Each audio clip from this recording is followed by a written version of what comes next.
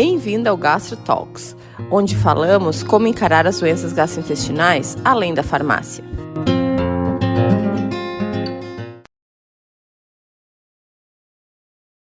Olá, pessoal, tudo bem? Você está escutando o Gastro Talks. Meu nome é Candice Krumel. Meu nome é Estela Marini. E hoje nós vamos falar, eu não sei se você sabe, eu não sei quando vocês vão estar escutando isso, a gente está dia 14 de dezembro gravando. Então hoje nós vamos falar de férias, festas e boa digestão. Será que é possível? E Estelinha, até tu falou esses dias na rádio ali em Caxias sobre isso, né? Me contou como é que foi.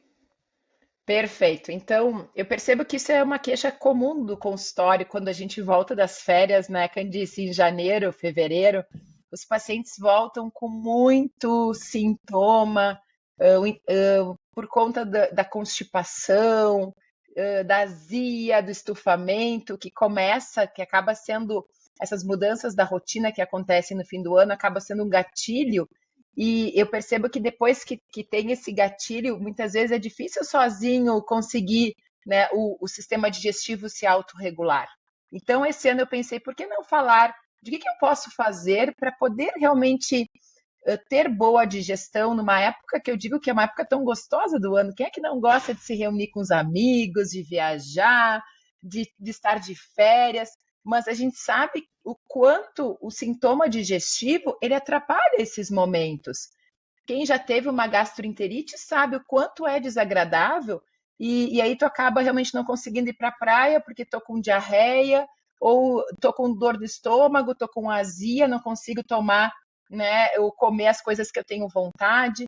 Então, eu penso muito nesse episódio nós falarmos do que eu posso fazer para prevenir que eu fique mal. E aí só lembro do meu tubo digestivo depois que eu já estiver mal. Por que não cuidar dele melhor para que eu não me sinta mal, né? Então, ao longo desse tempo aqui do podcast, a gente justamente vai falar Não, sobre e eu acho que isso. ainda tem um agravante, né? Que a gente tá com pouca roupa, tá de biquíni ali, de sunga, daí a barriga incha e tu não tem como esconder o negócio, porque no inverno, pelo menos, tu bota um casaco em cima e finge que não tá nada acontecendo. No verão não tem como tu esconder. Verdade, o estufamento que é uma queixa tão comum do nosso consultório de gastro, né? Tá lá, né? Então, assim, vamos falar um pouquinho qual a importância da rotina para o nosso sistema digestivo. Acho que esse é um ponto principal e inicial que eu gostaria de falar, porque quando a gente fala assim em boa digestão, o primeiro tema que a gente lembra é a alimentação, né? A gente pensa logo em comida. Claro que a comida ela é muito importante, mas a gente sabe cada vez mais, Candice, a gente já vem conversando isso ao longo dos podcasts, da importância da rotina para a gente ter um bom funcionamento do tubo digestivo, principalmente a nível intestinal, cada vez mais. Hoje não se discute da influência do cérebro no intestino e do intestino na parte do cérebro. Então, o ciclo circadiano, que é aquela organização do sono, vigília, ou seja, do sono e do período que tu fica acordado, ela é muito importante para regular não só o eixo cérebro-intestino, mas várias funções do nosso corpo digestivas. A gente sabe que o ciclo sono-vigília ele é muito importante para regular os hormônios da fome e da saciedade. Nós sabemos também da importância, né, para a nossa microbiota intestinal, para ela se manter em equilíbrio, para não estufar, não formar muitos gases, não dar o que a gente chama de disbiose. E nós já falamos aqui, mas acho que isso sempre é importante. Saiu um estudo novo, Candice, na verdade, da Associação Brasileira do Sono, que nesse estudo eles mostram que 70% da população brasileira descreve que não dorme bem. Então, esse é um dado, né? Cada ano que é publicado um novo estudo de prevalência de insônia, né? De distúrbios do sono na população, os números estão realmente crescendo. Isso é realmente algo preocupante. E nas férias nós temos um agravante que é justamente essa desorganização dos horários. Frequentemente nas férias, então as pessoas acabam dormindo mais tarde e aí acabam acordando mais tarde. E o nosso relógio biológico, né, o nosso ciclo circadiano, ele realmente se desorganiza. Então, esse é o primeiro ponto que eu gostaria de conversar hoje com vocês, que é justamente, claro que a gente sabe que é muito difícil manter uma rotina nas férias, mas que a gente tente, ok, hoje eu vou dormir 1 da manhã, mas quem sabe amanhã eu vou tentar voltar a dormir 10h30, 11 horas. Não é, e na Não, verdade, até a gente vai fazer um podcast sono, mas assim, é muito difícil recuperar o sono, né? Então, às vezes as pessoas ficam com aquela exatamente. ideia, não, amanhã eu recupero, mas é muito difícil recuperar o sono. Então, assim, se de repente a gente vai dormir tarde um dia, eu acho que o ideal seja um dia que a gente possa dormir até mais tarde no outro dia também, para Perfeito. deixar o corpo descansar.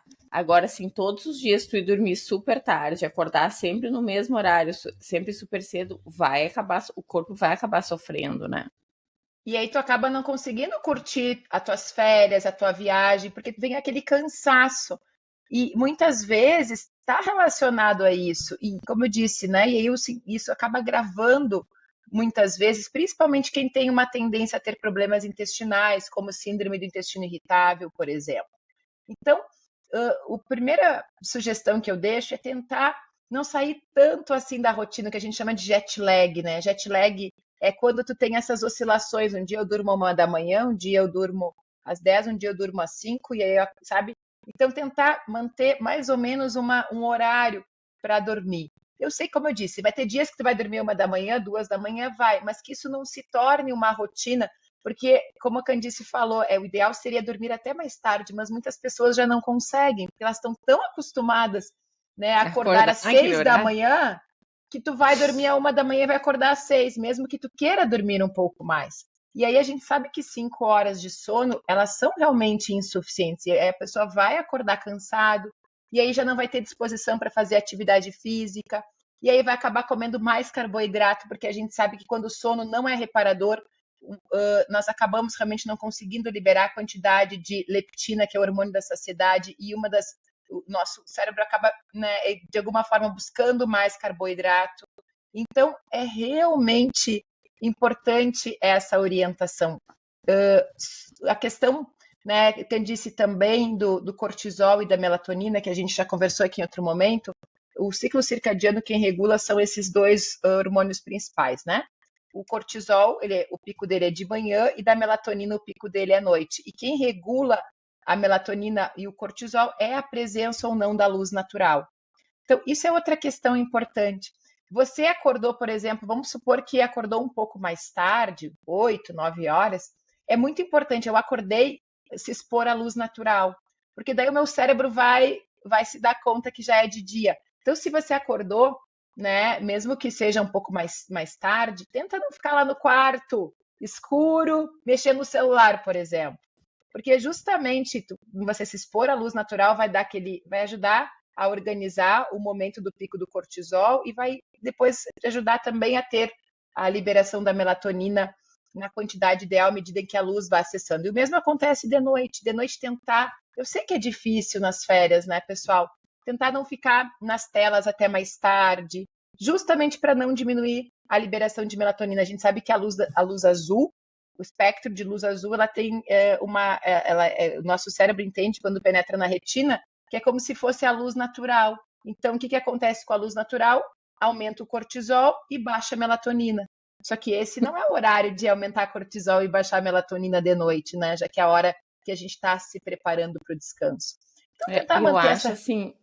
Ah, não, eu só vou interromper um pouquinho, que na Pode verdade, falar. assim, tem esse negócio da luz natural, né, que é o principal regulador realmente do ciclo Uhum, circadiano, mas tem outras coisas também que regulam, porque eles viram que a gente mantém esse ciclo mesmo no escuro, né?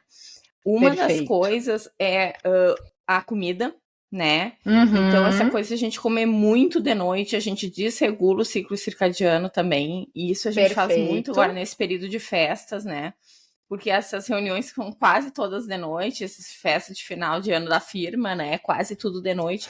Então, no momento que a gente come muito de noite, realmente a gente vai ter dificuldade para dormir depois, porque a gente vai desregular um pouco esse ciclo. E uma das outras coisas que regula também, que eu acho ótimo, é o exercício físico. Então, se tu fala assim, acordar de Exato. manhã, pegar a luz, o ideal seria fazer um exercício de manhã também, para regular.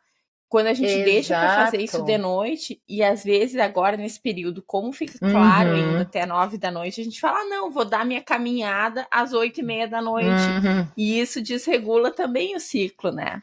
Perfeito. Isso que a Candice falou sobre a alimentação é muito interessante, que assim, principalmente o carboidrato de noite, dá aquele pico, ele tende a aumentar o cortisol e tu fica mais acordado, né? Então é bem isso que a Candice falou, também desorganiza e o corpo fica, ele não sabe, ele fica perdido. Ele já não sabe mais se é dia, se é noite, se é hora de dormir, se é hora de ficar acordado.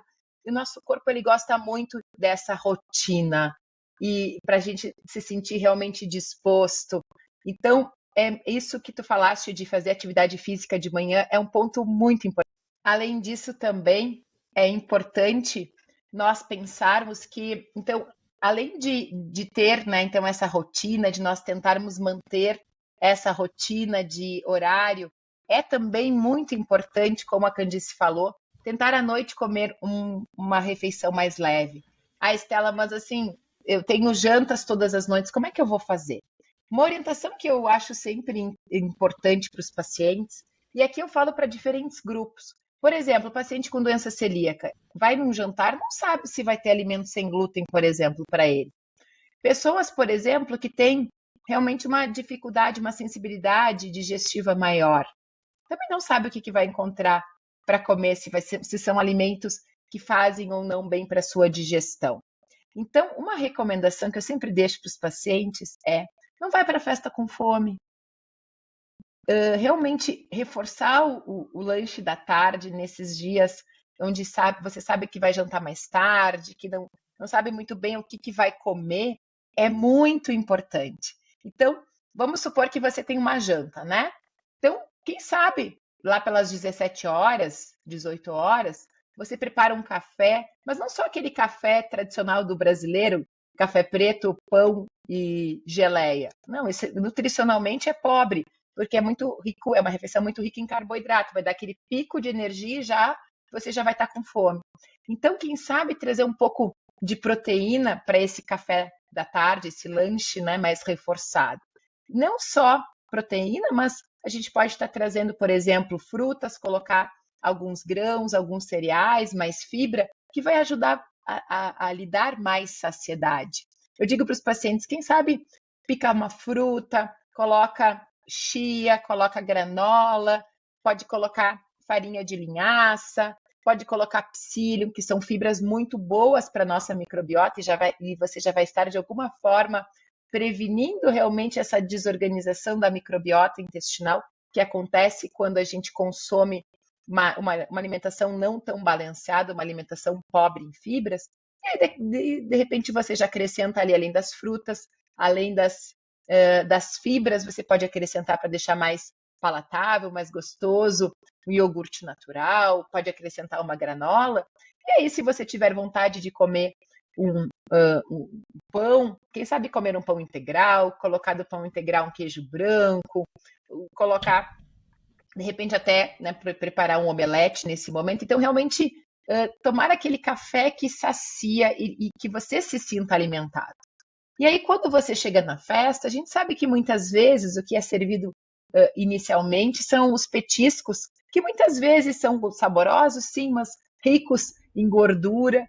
E aí eu lembro, né, do pão de alho, do salsichão. E a gente sabe realmente que pode tanto, a gente sabe que a alimentação mais rica em gordura, ela pode tanto favorecer ao refluxo, como também pode favorecer a sensação de estufamento, de indigestão.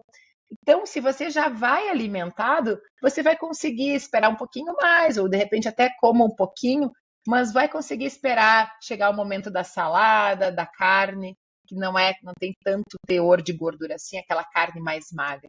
Então, são questões que eu sempre digo que são importantes, né? Não realmente tentar não comer, não ir para a festa de estômago vazio, porque tem uma grande chance de você acabar comendo mais e realmente depois não passando tão bem assim. Oi, Candice. Tô. Tudo certo?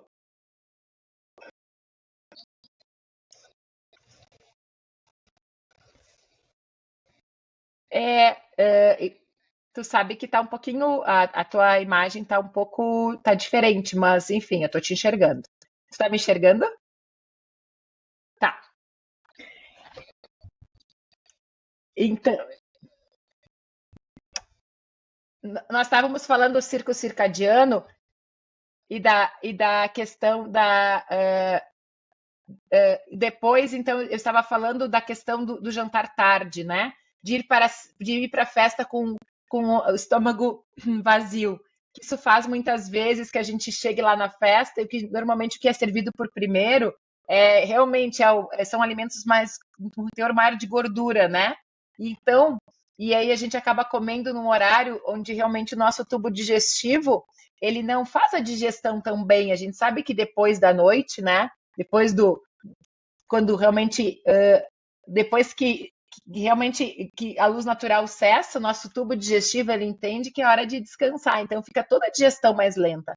Então, quando nós realmente comemos antes de ir para a festa, a gente consome, né, eu digo não só um café normal, mas um café com maior quantidade de nutrientes, tem uma chance maior realmente da gente conseguir se autorregular e não comer mais do que realmente a gente precisa.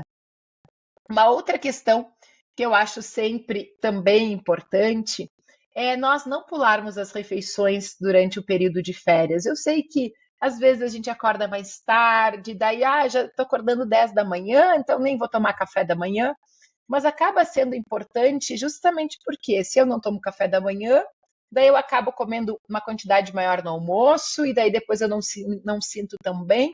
Quem sabe, claro que daí se você acordou um pouco mais tarde, tomou um café leve, também isso é um fator importante.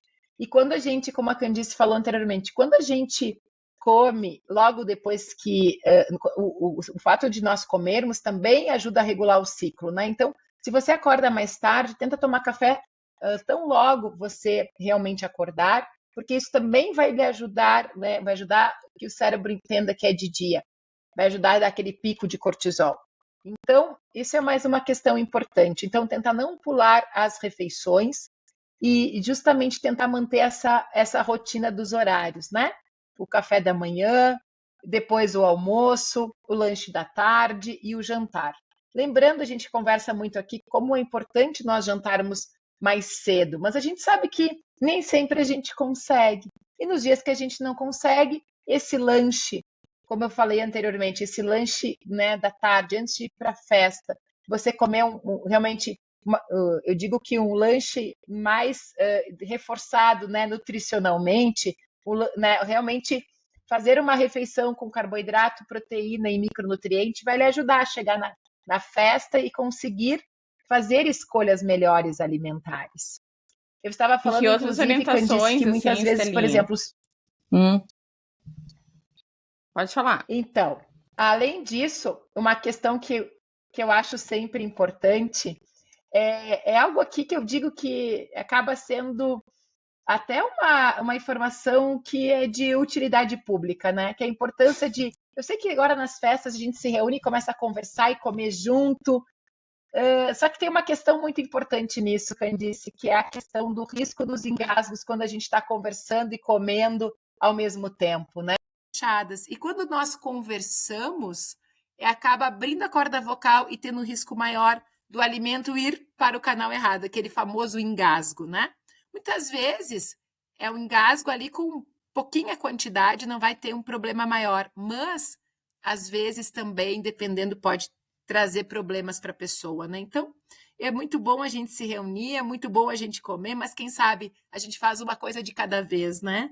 Porque realmente a gente pode ter problemas. E também o fato de eu estar conversando e comendo dificulta que eu. Guria, tu não vai acreditar. Eu desliguei o Oi? microfone. Eu não tô te ouvindo. Não, tu não tá me ouvindo agora? Eu desliguei o Tudo bem, tudo microfone. bem. Tá. Não, o que eu tava falando Eu assim, que quando percebi que eu eles não estão estava te servindo. ouvindo. Quando eles estão servindo ali, eles às vezes cortam os pedaços de carne super grandes, muito maior do que a gente tá acostumado a cortar nessas coisas que a gente vai pegando. Então a gente também tem que cuidar para olhar o pedaço de carne que a gente vai pegar, porque às vezes tu pega um pedaço que tu mastiga, mastiga, mastiga e não consegue engolir de jeito nenhum, né? Exatamente. Então, esse cuidado, eu digo, né? Ok, eu tô lá conversando, mas vou comer, fica atento à tua mastigação, até o sabor da comida também, porque senão a gente acaba comendo mais que precisa, e como nós já conversamos no episódio 5, a mastigação é a primeira etapa, né, essa etapa mecânica da digestão, mas nenhuma outra parte do nosso corpo faz. E a gente sabe, o ser humano, pessoal, hoje em dia a gente está tratando cada vez mais o nosso corpo que nem uma máquina, transformando ele em multitarefa, mas o ser humano não é multitarefa, a gente consegue fazer uma tarefa de cada vez, a gente tem que acabar tendo atenção alternada. Se eu estou comendo e conversando com a Candice, um pouco presta atenção na comida, um pouco presta atenção na conversa, e eu não estou fazendo nada bem, né? E acabo podendo ter não só problema digestivo pelo fato de uma mastigação ineficaz, como também eu acabo daqui a pouco eu já estou até saciado e continuo lá comendo na compulsão, ou até mesmo, como eu disse, né, tendo risco de engasgo, já que eu estou comendo e conversando ao mesmo tempo. Então, tentar, como eu disse, e se você chega na festa com aquela sensação de que eu não estou com fome, estou tranquila, eu fiz aquele meu super café, aquele meu café janta, né, e já cheguei tranquila na festa, então eu vou fazer escolhas melhores. A gente sabe quando a gente chega num lugar com muita fome, pode estar servindo uma coisa que eu nem gosto, que a gente vai acabar comendo, porque a fome realmente faz a gente comer o que tem, né? Não, e acaba bebendo mais também, né? Porque, na verdade, assim, a fome faz a gente beber mais também, né? E além disso, beber de estômago vazio, né, bebida alcoólica, também é ruim. A gente sabe disso, que daí tem uma chance maior realmente de chegar àqueles níveis de álcool tóxico para o sistema nervoso central e a gente ficar com aqueles sintomas de que realmente se excedeu na bebida. Então, esse realmente é uma questão sempre importante. Vamos tentar, mesmo em período de férias, manter a organização da refeição. Se a gente pula o café da manhã, a gente tem mais fome de noite. Isso também é comprovado cientificamente. Então, ok, acordei 9 da manhã, mas não deixa de tomar o teu café da manhã. Então, acordei às 9, já tenta, né? Ou faz a caminhada, como a Candice falou, né? Se você jantou na noite anterior, eu vou comer, vou realmente comer pouquinho no café da manhã, mas eu vou comer alguma coisinha e daí depois vou fazer minha caminhada, ou já tenta tomar o café da manhã logo quando acorda, que isso também ajuda a regular o ciclo circadiano. E aí realmente é importante não pular as refeições. Senão tem mais chance realmente da gente se exceder em algumas refeições e isso acaba de alguma forma, entre aspas, sobrecarregando o tubo digestivo. Uma outra questão que eu acho... Pode falar. Não, eu queria te perguntar aí, o que mais? Tem uma questão que eu acho importante a gente falar, que é o que eu separei, que é um assunto bastante polêmico para o século XXI, que é a questão do estresse, do tecnoestresse, do estresse causado pelas telas, pela internet, pelo excesso de informação que a gente está recebendo o tempo inteiro.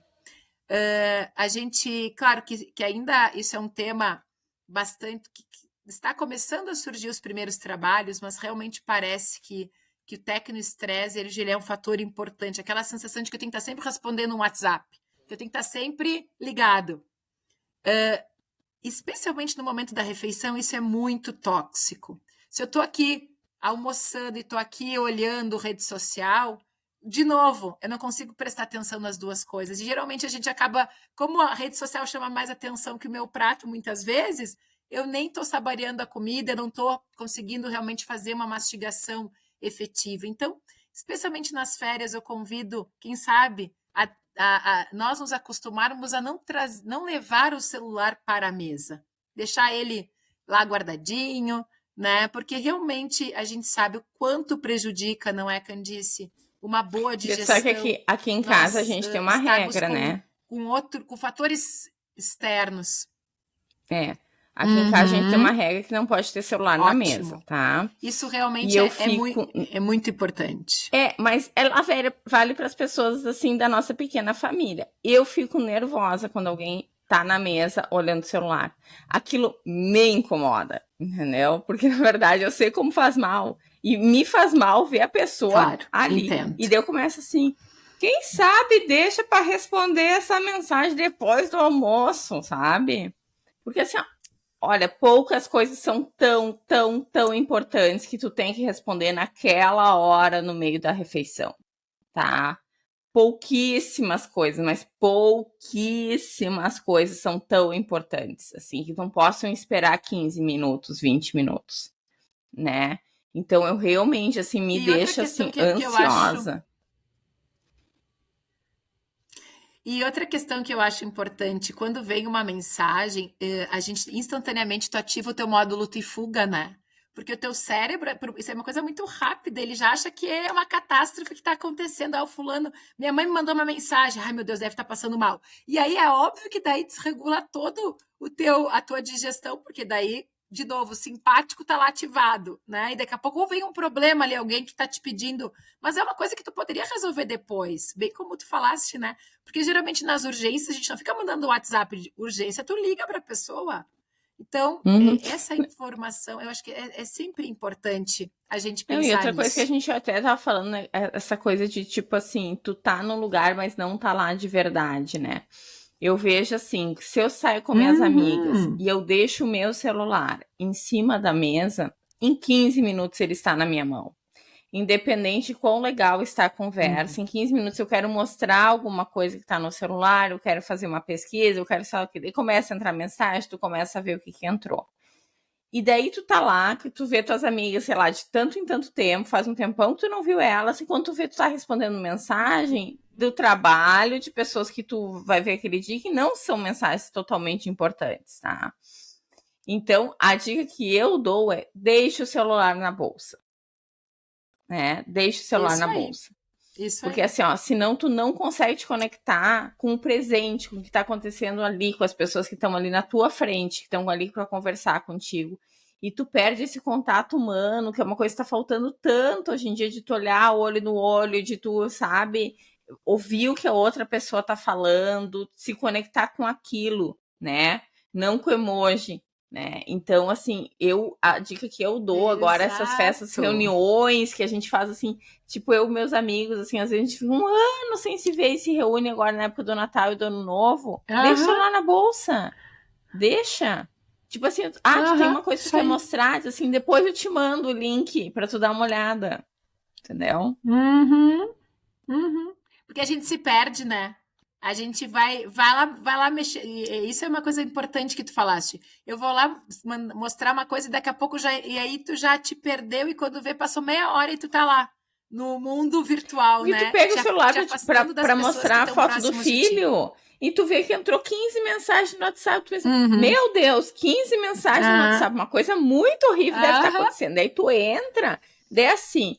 E aí, fulano, o que eu compro a ciclana? Compra um tênis. Qual é o tamanho do tênis? O tênis é 31. É preto ou amarelo? Entendeu? Sabe? Claro. Mas como o nosso cérebro sempre vai para a negatividade, a gente pensa que é uma coisa ruim, bem como tu falaste. Então, isso, como eu falei, né? Tentar fazer, entre aspas, tentar realmente um detox, né, das telas nessas férias. Quem sabe? Isso vai ajudar também no tubo digestivo.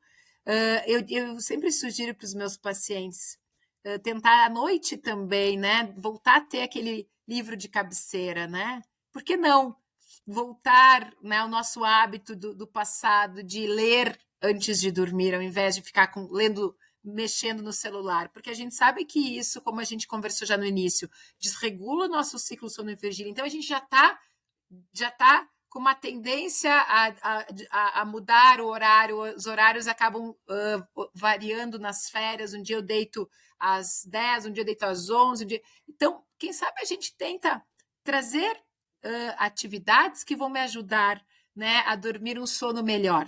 De repente eu não vou dormir às 7, 8 horas, mas vai ser um sono de melhor qualidade à medida em que eu não me exponho à luz azul e aí eu consigo liberar a melatonina naquela quantidade ideal para um sono reparador. Então, isso é mais uma sugestão que eu deixo. E na sequência, eu acho importante nós Guria, eu queria te falar assim, a gente tem mais 20 minutinhos, né? A gente tem mais 20 minutinhos, então vamos ser mais específicas agora. Isso. Então, assim, Para quem tem refluxo, para quem tem azia, por exemplo, né? Agora nas festas do final do ano, o que eu posso fazer para não voltar para casa de madrugada e não conseguir dormir? Porque imagina, né? Você vai no jantar, aí acaba comendo, né? Óbvio, a gente vai comer no jantar com os amigos, bebendo bebida alcoólica, e aí você chega para dormir lá pela meia-noite, deita na cama, e aí o refluxo não deixa você dormir. E aí você acorda outro dia ruim, cansado, e aí acaba não conseguindo curtir, passa o dia meio que assim, naquela que a gente chama aqui no Rio Grande do Sul, naquela leseira, né, Candice? Não consegue nem ir para a praia porque tu te sente sem energia. Então, os pacientes que têm refluxo noturno, eles falam muito isso, doutor, eu acordo muito cansado de manhã, claro, porque não conseguiu dormir, tentava, o sono quando ia para, né, ele ia para os ciclos mais profundos de sono, que são mais ciclos mais reparadores, acorda de novo, fica aqueles vários despertares na noite, né? Então, acorda de manhã literalmente acabado, né? Então, essa sugestão que eu passei, né, de não pular refeições e tentar não comer demais de noite, e aí eu acho que a melhor forma realmente é se alimentar antes de ir para a festa, não precisa, vou sair, o jantar é às 8, não precisa comer às 7h30, mas lá pelas 5, 6 da tarde, realmente reforçar, não comer, não tomar só aquele café normal da tarde, realmente trazer mais nutrientes, trazer um café com proteína, com carboidratos, como eu falei antes, né? Com uma absorção mais lenta, e aí vem a sugestão de colocar nas frutas, por exemplo, fibras, né? Como eu falei antes, colocar sementinhas tipo chia, linhaça, pode colocar psyllium, e aí realmente comer frutas e que pode colocar uma proteína como iogurte, por exemplo, isso vai ajudar na saciedade. E aí você vai comer menos de noite, e aí você vai conseguir escolher melhor. Se você realmente chegar lá na festa, eu já sei que a gordura, já sei que a junção gordura, pão de alho e mais cerveja, né, mais bebida alcoólica, me dá muita azia, muito refluxo. Opa, um deles eu não vou hoje consumir. Ou se eu vou consumir, eu vou consumir em pequena quantidade. Então, esse cuidado, eu acho ele é muito também importante. parar um pouquinho antes, assim, tipo assim, o jantar é às 8 da noite, tu vai para casa meia-noite. Talvez lá pelas 10h30, 11 horas, tá na hora de parar a cervejinha, tá na hora de parar as coisas para dar uma esvaziada no estômago antes de ir para casa, né? Não ficar até ali no final, assim, então, bebendo e comendo, né? Então tu come no início, vai bebendo, mas quando pensa assim, bom, eu quero ir dormir pela 1 da manhã, então pelas 11 eu já vou parar tudo, né, para deixar fazer a digestão, né? Perfeito. Outra sugestão que nem sempre é possível, mas quando for, né, eu realmente sugiro, é depois, vamos supor que eu tô lá jantando na casa da Candice e a gente nós estamos num condomínio onde é tranquilo para caminhar de noite, então eu não vou de carro, eu vou a pé, depois eu vou dar aquela caminhadinha tranquila, isso vai ajudar também na minha digestão. A gente sabe que a digestão, a gente já conversou sobre isso, a digestão, né, depois que à noite, né? Depois que o nosso ciclo circadiano entende que é hora de descansar, ela fica muito lenta. Então, se eu consigo dar uma caminhadinha, o meu intestino já se movimenta um pouquinho mais, e isso pode nos ajudar a chegar em casa um pouco melhor. Então, isso é uma outra sugestão aí que eu deixo. Tem alguns pacientes que gostam, né, de quando chega em casa, toma um chazinho antes de dormir. Para quem tem refluxo, esse chá à noite pode ser bom, mas pode não ser bom também, porque a gente sabe que até mesmo o líquido, quando a pessoa tem uma tendência ao refluxo, claro que o chá, por exemplo, ele não é ácido, mas aí quando ele chega no estômago, acaba se misturando ao bolo alimentar, né? E muitas vezes que já tem uma quantidade grande de ácido, e quando tu deita, o líquido volta mais facilmente. Então, observa. Se o estômago tá cheio, é mais uma coisa, né? É bom. Exatamente, pode ser pior, né? E lembrando sempre que quem tem refluxo, realmente, além da gordura ser um gatilho, a bebida alcoólica também, ela favorece que a válvula fique por mais tempo aberta. Então, como a Candice falou, tentar moderar na bebida alcoólica, e eu sempre digo para os meus pacientes, não tem problema em beber. E os doces também, né, guria? Ter aquele copo. Exatamente. E quando os você doces vai beber, também. não esquece daquele copo. E o copo d'água, né? Também junto do copo. Vou tomar, por exemplo, uma espumante, eu tenho lá meu copo d'água. Então, eu tomo um pouquinho de espumante, mas daqui a pouco já vou me hidratando, vou tomando um copo d'água. Isso também me ajuda a regular e tomar uma quantidade menor de bebida alcoólica. Sem falar que a gente sabe que a bebida alcoólica acaba desidratando, já que ela inibe a liberação do hormônio antidiurético, né, Candice? Por isso que a Então, gente faz mais se eu xixi, realmente né? eu bebo um pouquinho de. Exatamente, exatamente. E aí dá aquela boca seca, enfim, porque a gente acaba se desidratando. Aí você imagina, você já ficou na praia, mais exposto ao sol, calor, já transpirou mais, e aí você acaba tomando, né, para matar a sede, a cerveja, que entre aspas não acaba inibindo a liberação do hormônio, né, que faz com que a gente retenha, né, o líquido, então, que é o hormônio antidiurético, então você tende a ficar realmente desidratado. Então não esquece disso, vou beber, mas não esquece da água. A água, sempre, né, o copo d'água perto, para a gente poder manter essa hidratação. Em relação ao refluxo, tem alguma outra questão que tu acha importante que a gente fale? Talvez Olha, o o que eu acho café, assim, né, ó. depois da É, refeição. eu sei que aqui a nossa coisa é tentar falar sem uso de medicação, mas na verdade, quando a gente fala assim, tenta tirar o omeprazol, o pantoprazol, os IBPs dos pacientes, existe a categoria de IBP sob demanda, né? Que, tipo, é tomar quando tu precisar. E não, e Perfeito. realmente, às vezes nas férias, tu Uhum, tem que tomar.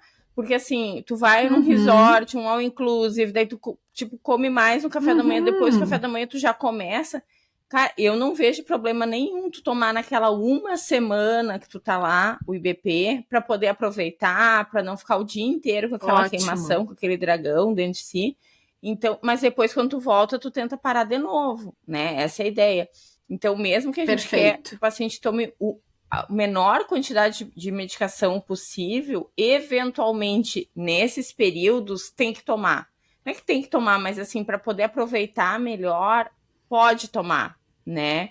Então, lento ali do IBP sob demanda, tá, olha, Perfeito. tu saiu da tua rotina, tu tá comendo coisa diferente, tu não tem tanto controle da tua alimentação, então naquela semana tu toma, né? Porque também é brabo, É né, guria? isso Tu que tu vai pro falaste, e que resort, bom que tu paga lembra. super caro e não pode comer nada, Com né? certeza, com certeza.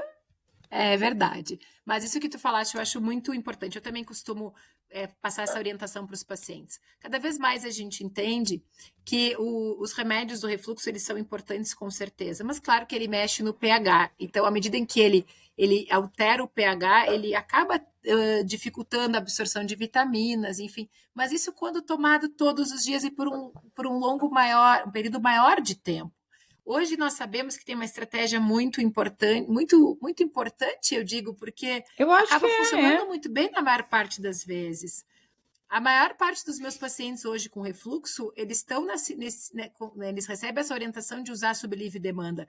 E geralmente, né, eles, mesmo num dia normal, uma semana normal, final de semana a gente se excede na alimentação muitas vezes. Então, os meus pacientes sabem, final de semana tem um jantar, toma o remédio, já sei que já tentei, enfim, e eu tenho azia mesmo assim. Toma o teu remédio do refluxo naquele dia, não tem problema nenhum. Usar uma, duas vezes por semana, ou se tu vai ficar a semana inteira, como a Candice falou, viajando, usando, não tem problema. O problema, tem um estudo que mostrou que quando usado se não me falha a memória, aquele estudo do New England, não sei, não lembro se foi 6 ou 8 semanas consecutivas, quando para, tende a dar mais dor no estômago, mas isso assim, 6 semanas, 2 meses direto, não vai ser o caso. É. Isso, A foram 6 partir de semanas, é 40, né? 6 semanas Então, começa vamos. já inibe a gastrina, né? Inibe não a gastrina, desculpa. Aumenta a gastrina, já dá efeito Exatamente. rebote. 6 semanas. Aumenta, Mas é isso, exatamente. é 6 semanas, Então, né? mas não é o caso. Uhum, não, as férias, Aí, assim, ó, claro, se tu né? Bom, puder apesar de que esse ficar ano eu num vou tirar resort na realmente. Bahia 6 semanas, parabéns, entendeu? Então, assim, daí eu vou ficar com invejinha. Pode usar, daí pode Não, usar, né, ótimo. Estela? Se tu, Então se tu consegue ficar 6 semanas, tá tudo certo. claro. Só depois, quando você for parar o remédio, tem que parar aos poucos, só para não ter dor no estômago, né? Mas lembrando que realmente os remédios eles são nossos fortes aliados, né? Para que a gente consiga manter uma boa qualidade de vida aí mesmo nos dias de festa, enfim. Uma questão também que eu gostaria aqui de reforçar, no verão é muito comum as gastroenterites, e nós que temos filho pequeno, Candice, a gente sabe o quanto uma gastroenterite nas férias atrapalha. Não, O vou te falar, quanto, ano e aí muitas passado a vezes gente ela foi é passar. viral. Isso, a gente foi passar um final de semana na praia. Um final de semana na praia. E na segunda noite, o meu filho vomitou em cima da cabeça da minha enteada. Um final de semana na praia. Nossa, eu entendo. Então, assim, e aí muitas vezes a origem da diarreia na praia, ela é viral. E aí, então, um começa, aí quando aquele tá fechando o ciclo, aí o outro começa, e aí daqui a pouco tu tinha uma semana na praia, e aí não tem como ir na praia com gastroenterite, né? Tem que ficar no quarto do hotel ou em casa, e aí acaba realmente atrapalhando as férias. Então, como que a gente pode prevenir as gastroenterites do verão? Tem formas de prevenção? A primeira questão que a gente sabe, né, que é muito já estabelecida é a importância de lavar as mãos. Geralmente, a forma do contágio vem realmente através, né, a transmissão dos vírus, ela é fecal-oral. Então, se a gente consegue manter uma boa higiene das mãos, diminui sim a transmissão. É uma das principais formas de prevenir gastroenterite viral, é justamente lavar as mãos antes das refeições. Então, não vamos esquecer, eu sei que às vezes, né, dependendo do lugar onde a gente está, a gente não tem tanta facilidade do banheiro, mas quem sabe aquela ideia de deixar um álcool gel, né, Candice, que no Covid a gente usou tanto álcool gel e parece que agora a gente meio que esqueceu dele, mas ele pode ser uma alternativa. Se você está num lugar onde não tenha muitas, né, muitas opções ali de banheiros, enfim, próximo. Deixar um álcool gel ali na bolsa, quem sabe, aí antes de almoçar, todo mundo. Claro que o ideal realmente é fazer aquela lavagem completa das mãos, enfim, mas também, se não tiver, eu deixo aí essa sugestão.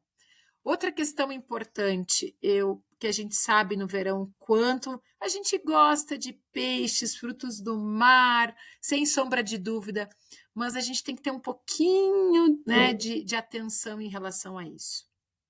Especialmente as carnes, quando não estão bem assadas, elas podem ser uma fonte realmente de infecção, mas realmente tentar tomar esse cuidado. Eu vou comer o peixe, fruto do mar, opa, tá no buffet, e já são 2 da tarde, tá lá aquele peixe, aquele fruto do mar, não sei que horário que eles colocaram, né, Candice? E os vírus, eles estão no ar. Então, se você vai, por exemplo, né, comer, eu digo sempre peixe, quando eu vou, por exemplo, comer sushi, eu abro o restaurante às 7 da noite, eu estou lá às 7 da noite, porque a gente sabe que acaba ficando ali exposto às vezes, isso pode ser fonte sim, de Tu sabe que uma contaminação. vez, guria, eu peguei Mesmo na eu falo praia. pra maior. Eu peguei na praia uma salmonelose horrorosa, assim, e por comer maionese que tava ali, entendeu? E daí eu lembro que a minha irmã perguntou: tu tem Isso que eu certeza que também tu ia vai comer essa falar. maionese? Que eu fui tungar o peixe na maionese. E eu lembro que eu falei: eu tenho o corpo fechado, eu sou gastro. E foi horrível, assim, horrível mesmo. Tá? Então é isso aí, né? A gente tem que cuidar desses alimentos que estão ali no sol e tudo mais, né? Exatamente. Então, a maionese, os peixes, frutos do mar, as carnes em geral, mas assim, realmente observa como é que será que foi condicionado esse alimento? Será que ele está realmente fresco? Ou será que ele ficou horas ali no buffet exposto? Como eu disse, o verão, a proliferação de bactérias, de vírus, ela é muito maior. Então, isso também é um fator importante. E também tem a questão da qualidade da água. A gente sabe o quanto as populações na praia aumentam, triplicam, quadriplicam, e a gente sabe que a água pode ser uma fonte de gastroenterite. Então, eu penso que tomar água mineral ou fervida, a gente já tem isso na nossa. De alguma forma, acho que as famílias já passaram por essa experiência e já se deram conta. Mas uma coisa que eu não tinha parado para pensar, mas foi há pouco tempo atrás que eu me dei conta, por exemplo, o chimarrão. A água do chimarrão, pelo menos aqui em casa a gente não ferve a água do chimarrão. E aí, quem sabe, né, tem essas outras questões que às vezes a gente O não se gelo, dá né, conta, guria? né, Candice? Não é o gelo. O Às gelo, a vezes, água do o gelo a chimarrão, gente não tentar. é A gente difícil usa a água da cuidar, na torneira, né? verdade, Quem né? sabe. Exatamente, porque são esses detalhes, né? Mas tentar realmente, né? Ou água mineral ou água fervida, na maior parte das vezes, né? Talvez até a questão da água do escovar os dentes, às vezes a gente não. Eu digo aos Uhum. meus filhos sempre depois do escova o dente, eles querem tomar tomar uma aguinha e daí. Então, esses cuidados parece tão, né, tão simples, mas eles podem realmente prevenir uma gastroenterite, e a gastroenterite ela pode realmente ser um fator para atrapalhar muito as férias, né? Tem Já tive alguns pacientes estudos, né, que estavam, guria? por exemplo, Não, tem alguns estudos com probióticos, assim, para prevenção de gastroenterite, né? Mas não sei, assim, eu não costumo isto. usar, mas existem alguns estudos com uso de probiótico, né, para Uhum. prevenção de gastroenterite. Então, talvez tu é aquela pessoa que sempre pega uma gastroenterite na praia, vale a pena ir atrás de e usar probiótico antes, né? Talvez. Se é aquela pessoa assim, não, toda vez que eu vou pra praia eu fico com uma diarreia horrorosa, né? Então, talvez valha a pena. Agora, assim, Perfeito. uma coisa populacional em geral, acho que não tem nenhum tipo de recomendação, né? Não, mas eu geralmente sugiro para os pacientes usar os probióticos naturais, que eles, na verdade, não servem como tratamento, mas eles podem nos ajudar na prevenção, né? Então, tem aqueles iogurtes com probióticos, tem as opções das bebidas fermentadas, tipo kombucha, né? Tem o iogurte, né, o kefir. Então, colocar na alimentação, com certeza, mal não vai fazer, né? Então, Uhum. quem sabe essa é uma das sugestões também. E nós sabemos também, Candice, que estar com o nosso sistema imunológico legal, né, de estar com o nosso sistema imunológico fortalecido, é uma ótima forma de prevenção de infecção. Então, o que a gente já falou anteriormente, tentar dormir um sono bom, um sono reparador nas férias, não descuidar da atividade física, diminuir o tecnoestresse, que é o estresse da tecnologia, ter refeições saudáveis também. Tudo bem, eu vou num jantar, né, não comer alimento saudável, mas durante o dia eu tentei manter aquele consumo de 2 frutas, pelo menos, e pelo menos 3 legumes nas férias. É possível, claro que é. Isso vai ajudar na prevenção de complicações, né, de gastroenterite e de problemas gastrointestinais. Eu digo E sempre, né, uma Candice, coisa. fazer o nosso melhor Hum, com o que a gente tem sim. naquele momento, né? E depois que a gente pega gastroenterite, eu acho importante lembrar que o nosso corpo demora para voltar ao normal. Então, às vezes, a pessoa tem uma infecção intestinal ali na praia, fica uma semana horrorosa, e depois fala assim: ah, mas meu intestino não voltou ao normal, porque ele demora mesmo, né? Assim, um marca-passo do intestino, o peristaltismo muda, a microbiota muda, parece que fica uma inflamação em algumas camadas do intestino.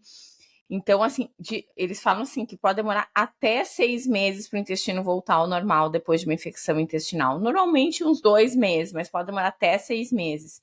E, inclusive, a nossa digestão também muda. Então, tem essa que a gente chama de dispepsia pós-infecciosa, que a pessoa come e fica estufada, fica com empachamentos, assim, ai, não tô bem, depois da praia eu não fiquei legal. Mas que, na verdade, isso aí também, às vezes, fica como uma consequência, mas costuma melhorar. Costuma melhorar. Mas, então, eu acho que é importante isso, Perfeito. assim, dizer que, assim, se tu teve gastroenterite, depois disso, às vezes fica mesmo estranho o intestino, né? E faz parte. E a outra coisa que, dependendo da gastroenterite, ela dá uma intolerância à lactose transitória. Então, ali 3 semanas, assim, é bom cortar derivados do leite, porque tu pode ficar intolerante à lactose depois de uma gastroenterite. Então, assim, tu teve a gastroenterite enquanto tá tendo, corta derivados do leite e 3 semanas depois também corta, porque pode estar com uma intolerância secundária, né? Perfeito. Então, realmente a prevenção, eu continuo, né, sempre falando, a prevenção é o melhor remédio, com certeza. Se a gente consegue prevenir de ficar doente, É óbvio que a gente deve fazer esforço para isso. E como eu disse também, né, Candice, a gente estar atento, né? Estar atento. Então, por isso que é tão importante. Eu estou aqui conversando com a Candice, mas opa, agora é minha hora de me alimentar. O que será que tem aqui que não vai me fazer mal, né? Então, ter essa atenção de não sair comendo qualquer coisa. Então, são fatores que podem fazer a diferença para que você curta esse período, como eu disse, que é um período de tantas, eu digo, é tão bom as festas de fim de ano, a gente reencontra tantas pessoas queridas, e é um momento de celebração, sim, mas pode também se tornar um momento de, né, um pesadelo também, dependendo de como o seu corpo estiver nessa época do ano, né? É muito ruim passar, eu já passei uma virada do ano no pronto-socorro como gastroenterite, é péssimo. 1º de janeiro, lá no plantão, fazendo soro, nossa, quem já passou por isso sabe o quanto realmente, né, literalmente Não, acaba com a tua comemoração, e sem né? falar que às vezes tá viajando, daí tu vai pra um lugar que, tipo assim, tu nem sabe se o hospital é bom, tu não sabe nada, né? Tu não tem nenhum contato, o teu médico não tá Exato. lá, aquelas coisas, né? E o Uhum, fígado, Stella, e o uhum. fígado agora no final do ano? Então, o fígado no fim do ano ele sofre um pouquinho, né? Porque com todas essas mudanças, especialmente como a gente já falou antes, né? A gente acaba muitas vezes os encontros eles são regados não só a comida, a mesa farta, mas também a bebida alcoólica. Então, claro que quem tem problemas no fígado, quem tem o que a gente chama de hepatopatia crônica, os pacientes que têm já cirrose, seja por hepatite viral, seja por gordura no fígado, nós sabemos que quem é cirrótico realmente não. Qualquer quantidade de bebida alcoólica ela é muito tóxica para o fígado, né? Então, realmente, quem é cirrótico não tem negociação. Mesmo no fim do ano, eu digo para os meus pacientes, né? Se eles querem brindar, brindem com água, né? Ou quem sabe tem aquelas espumantes hoje em dia que é sem álcool, que na verdade é suco de uva, né? Fermentado, que eu compro Tem até para as algumas que são crianças aqui em casa, que ele não tem desalcoolizadas. nada de álcool, né? Mas tem algumas que são Uhum. desalcoolizadas, Mas tem né? o ideal é aquelas que realmente não tem nada de álcool, né? Que é aquela que é só o suco de uva Que é mesmo, as que a né? gente tem aqui Mas no Rio assim, Grande do Sul, que é suco de não uva gasificado, isso. né? Exatamente. Bom, em relação a mas as pessoas de uma forma geral que não têm cirrose, que não têm problemas, né, de doença no fígado, o que a gente sabe é que não existe uma dose segura de bebida alcoólica, né, Candice? Isso é outra coisa que mudou. Quando nós estávamos na residência, nós falávamos, mulher 20 gramas de álcool por dia, homem até 30, 40 é seguro. Hoje a gente sabe que mesmo uma dose baixa pode ser tóxica para o corpo. Mas a gente sabe também que é gostosa a bebida alcoólica. E aí, por isso que eu digo sempre a questão do equilíbrio, né? De tentar, quem sabe, não beber todos os dias das férias, porque a gente sabe que o álcool desenvolve rapidamente tolerância, ou seja, eu tomo hoje meia taça de vinho, amanhã eu vou querer tomar um pouco mais, e aí, né, e aí eu vou aumentando, e quando eu vejo, eu estou tomando uma taça inteira. Então, desenvolve tanto a tolerância quanto também a dependência. Começo a tomar todos os dias, nos 30 dias de férias, eu vou chegar lá no 31º, eu vou continuar querendo beber. Então, quem sabe, né, beber não em todas as refeições, né, não tipo todos os almoços e jantas das férias. Quem sabe eu vou escolher os dias que eu vou beber. E dos dias que eu for E eu beber, acho, como a gente já conversou antes, eu acho legal isso que tu falou antes da deixar o água. copinho d'água perto. Porque assim, ó, às vezes a gente tá com sede, Uhum, daí tu vai ali, tá ali, tá, bebida alcoólica, daí uhum. tu pega e acaba bebendo muito mais, porque na verdade tu tá tentando matar a sede com bebida alcoólica, que não vai dar certo, que a gente já falou, né? Que não hidrata. Então, assim, Uhum. eventualmente, antes de beber, tu beber água pra ver se não era sede, entendeu? Porque daí tu vai beber muito menos, Uhum. vai beber só por prazer mesmo, sem aquela ânsia de tentar matar a sede com bebida alcoólica. Então, sempre botar bastante água junto, né? Exatamente. É isso que tu falaste, porque na verdade a bebida alcoólica dá uma sensação de falsa hidratação, né? Uhum. Falsa porque tu vai... Isso aí, porque na verdade teoricamente, os parece que mata a receptores tua da boca sede. estão com Mas líquido. como... Exatamente, só que realmente como ele inibe lá o hormônio antidiurético, tu vai fazer mais xixi, tu vai se desidratar mais. Então, realmente, isso que tu falaste é muito importante. Manter a hidratação, especialmente no verão, a gente sabe que aumenta muito as perdas insensíveis, que é a perda justamente pelo suor, pela transpiração, pelo calor. Então, aquela nossa métrica dos 2,5 litros, né, aquela garrafinha, ela é muito importante para a gente regular a quantidade de água, né?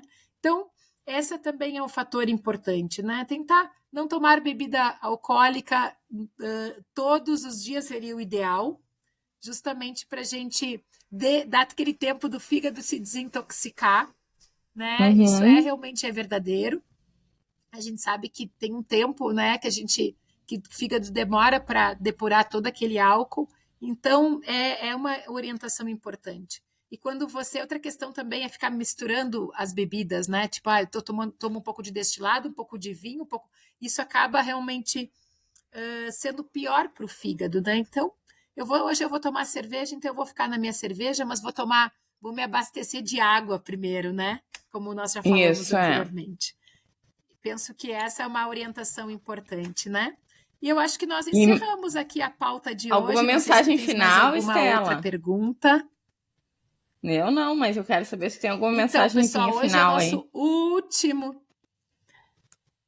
Então, hoje é nosso último episódio do ano de 2023 e eu quero compartilhar com vocês a alegria de estar, né, finalizando o ano nesse projeto que para mim é tão inspirador. Estar com vocês, né? Nós começamos o GastroTalks em maio, então hoje nós fechamos o 21º episódio. Realmente está sendo um projeto que me deixa realmente muito feliz de estar participando. E eu te agradeço muito, Candice, pela parceria desse ano. A Candice, ela é super entendida a parte técnica do GastroTalks é toda dela. Ela é que grava o podcast. Não, mas eu já tive vários problemas técnicos aqui. Né? Acontece, para tu ver como é hora de tirar férias, né? Então, nós retornaremos ali na segunda quinzena de janeiro. Agora é o momento de pausa, né? Inclusive, fazendo o nosso detox digital, que a gente acabou de falar que é importante para que a gente consiga ter férias ainda melhores, né? E com boa digestão. Então, gostaríamos de agradecer aos nossos ouvintes, eu digo, né, o apoio que a gente tem recebido, os feedbacks que têm sido tão positivos e anunciar que em 2024 nós seguiremos com GastroTalks, sempre tentando trazer a medicina baseada em evidência, informação de qualidade, auxiliando assim as pessoas a cuidarem cada vez melhor da sua saúde. Eu desejo, então, ótimas festas, um Feliz Natal, com muita saúde e que realmente o tubo digestivo não impeça nem um pouco de vocês curtirem as festas, as férias, o fim do ano. Obrigada, Estelinha. Boas festas, pessoal, boas férias. Descansem, realmente descansem a cabeça, né? Vamos tentar todo mundo descansar, tirar umas férias boas para voltar com energia renovada em 2024. Perfeito. Tchau, pessoal. Tchau, pessoal. Tchau, Estelinha. Beijo. Tchau, tchau.